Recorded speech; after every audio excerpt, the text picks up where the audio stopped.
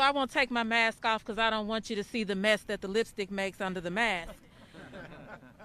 But first of all, hello everyone, and thank you all so much. This support is amazing, especially for someone like me who is a freshman to Congress, only been here a little over 100 days, but then also as someone who is new, just in the matter of the last maybe 4 or 5 years, new to this movement. So I'm still learning a lot, but I understand now why this movement is so important, and important to people who look like me.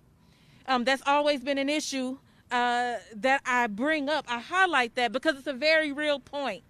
It's a real point because I spent so much time in St. Louis talking about just trying to survive as a black woman in America, and trying to survive in a place where we're #1 for police murder, and trying to survive in a place where we're #1 for homicides, and trying to keep my son and my daughter alive, and trying to put food on the table, and to keep the air conditioning going, to keep the heat on, and trying to eat. And so now that I understand we've made those connections, I have to shout out and thank my colleagues in the fight, those who put in the work and opened my eyes and the eyes of so many others. So thank you to my dear sister, Congresswoman Alexandria Ocasio-Cortez. Absolutely, my sister in this fight, and to Senator Markey, who opened his arms like, hey, look, let's do this work together. So thank you. And to all of our partners, my colleagues who are standing up here, I'm amazed that you've opened your arms so well and have been such a motivation for me in this fight.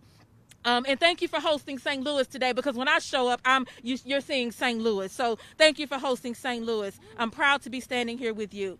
So 2 years ago, the Green New Deal transformed our movement, reframing the climate conversation as an economy-wide effort for climate, racial, and economic justice. The Green New Deal focuses on public investments in green jobs and green infrastructure. I know I don't have to preach to the choir, but it helped make climate action relevant to people like me who live paycheck to paycheck, and that's all I know, paycheck to paycheck. Now, 2 years later, we have a once-in-a-generation opportunity to push forward transformative change. As we flesh out the Green New Deal together, we are building a body of legislation that applies to the commitment to jobs, like my sister said, racial justice and climate justice, to each proposal that we all put forward. In my first month in office, I noticed that there had been a lot of talk about the need to gather data and map environmental injustices to be sure that we invest a lot of the Green New Deal spending in communities that are on the front lines of this crisis. Communities like mine in St. Louis, communities like Queens, and other communities across this country that are predominantly black and brown. I knew that the large-scale investments we needed wouldn't be possible if we didn't have a plan. That is why Senator Markey and I put forward the Environmental Justice Mapping and Data Collection Act in January to map the many types of environmental injustice that exist in our communities and ensure that the federal government will direct funding to those who need it most. That was my first environmental bill. And yesterday, we took bold action with the introduction of our Green New Deal for Cities Act, which is my first original explicitly Green New Deal legislation, and I could not be more excited to be able to be a part of this. From the moment that I heard about the Green New Deal, I knew that we needed it right at home in St. Louis so we could directly hire our own people to clean up our communities. Our community is home to out-of-control nuclear waste. And let me say that again. Our community is home to out-of-control nuclear waste, and we thought that that was just regular.